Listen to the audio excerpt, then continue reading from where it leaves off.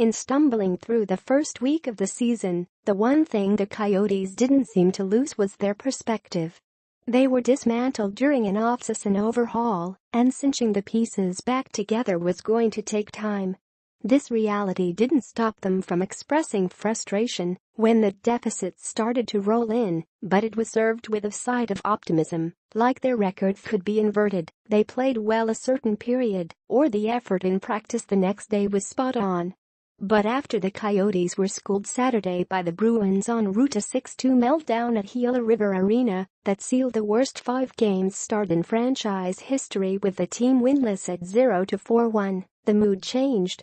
Suddenly, the spotlight remained on all that was wrong with the Coyotes. "I'm embarrassed," Coach Rick Tocchet said. "I apologize to the fans." All of Arizona's early season issues bubbled up into its most lopsided showing to date. The defense was downright porous at times, the offense couldn't sustain the momentum it generated, and the goaltending was sporadic. "Some guys want more than they're giving right now, and that's something we gotta figure out quickly, because we don't want this thing to spiral out of control," Tocchet said. But the Coyotes aren't just experiencing technical difficulties. It also looks like they're struggling to adapt the fortitude Tocchet has identified as our must, with the team withering when the opposition amplifies the intensity. Arizona has led in 4 of its 5 games, but blew leads of varying sizes each time. When pressure hits this team for some reason, adversity, they just forget where to go, and then they just start running around, Tocchet said. "That's the dumbfounding thing for me, is I don't understand that." Arizona played a competitive first period and opened the scoring with 4:29 to go when winger Mario Kemp deflected a blistering one-timer from winger Anthony Duclair for his first NHL goal. But on the game's very next shot, the Bruins tied it. Defenseman Zdeno Chara's one-timer grazed off winger David Pasternak's leg, and by goalie Louis Domingue just 36 seconds after Kemp's goal. The Bruins carried that momentum over to the second, scoring only 1:39 into the period on the power play, when winger Jake DeBrusk tipped a David Krejci shot, while Coyotes defenseman Jason Demers was in the box for hooking. "You look down the bench, some guys are sucking wind," Tocchet said. "I don't understand that after last game, why we're sucking wind. Are we out of shape? I said that before. Is there anxiety when there's pressure? Because sometimes when you get anxiety, you get tired. We're just trying to put our finger on this."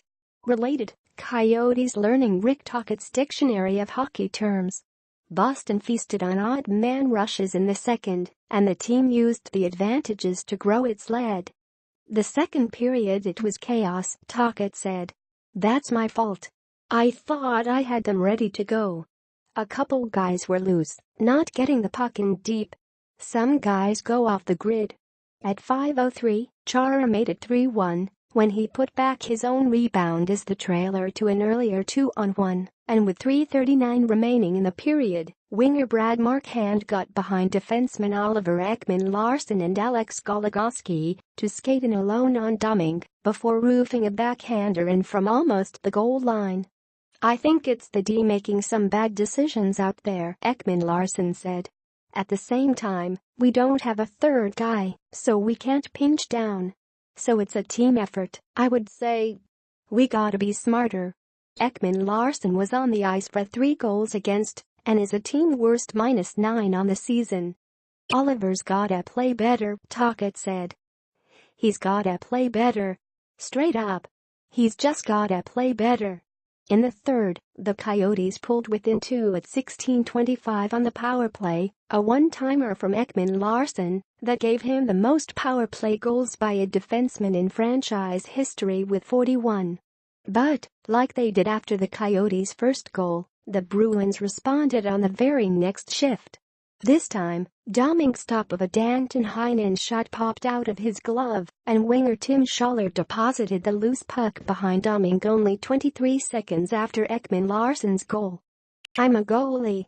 I have to stop pucks," said Domingue, who made 23 saves and boasts an .862 save percentage. "I've done it in the past.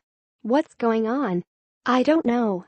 I'm going to look at the video, and I'm going to sit down with goalie coach John Elkin and talk about it and work harder. That's all I can do." With Ekman Larsson in the box later in the third, the Bruins scored their sixth on a backdoor one-timer from winger Anders Bjork into a yawning cage with Domingue unable to slide over in time to defend the shot. Boston went 2-for-3 on the power play, while Arizona was 1-for-3.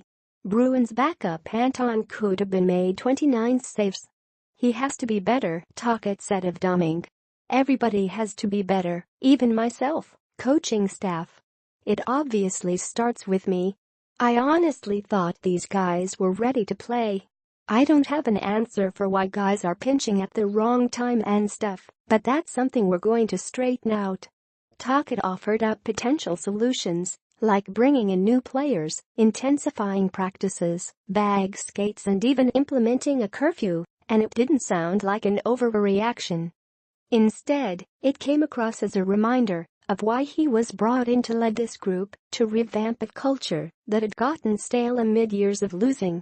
"Listen, you don't want to babysit kid players," Tocchet said, "but it's gotta get harder around here.